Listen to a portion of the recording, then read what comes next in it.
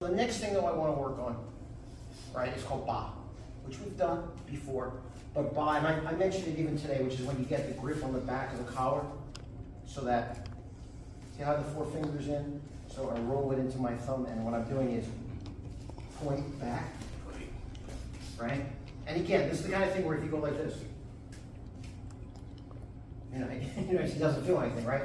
It's got to be explosive, and you have to drop your elbow, right? So all that southern stuff that you see in Kung Fu, that elbow dropping, like southern praying mantis, right?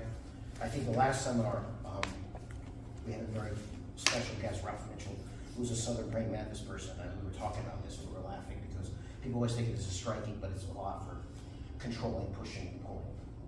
So, again, if he stood with his back to me, and for police use, there might be some times that this happens, I would come up and do this, and just pull it back, right?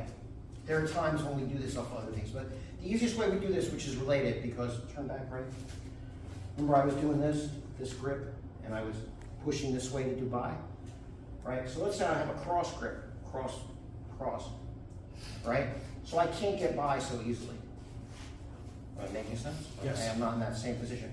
But if I pull it this way, am I now making sense? Yes. There it is. And I pull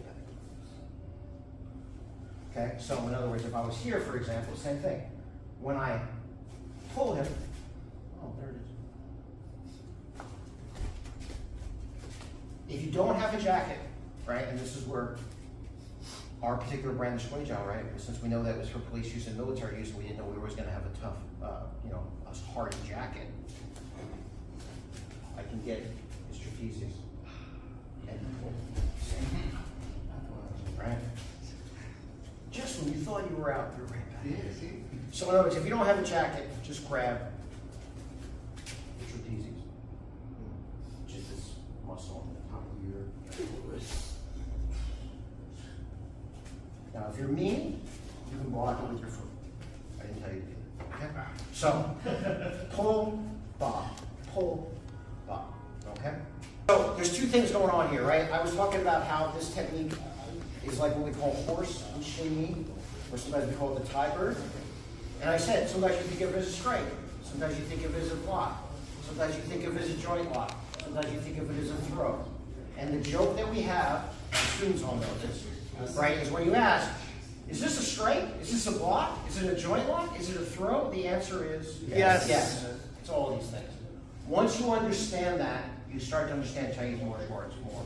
The other thing I say about this is the strength of Chinese martial arts is the weakness of Chinese martial arts, which is usually you do a form and you're moving in the air, and they'll tell you, like, well, every one of these movements has 10 or 15 applications. That sounds great, right? Wow, I learned a form, and every movement had 15 or 20 applications.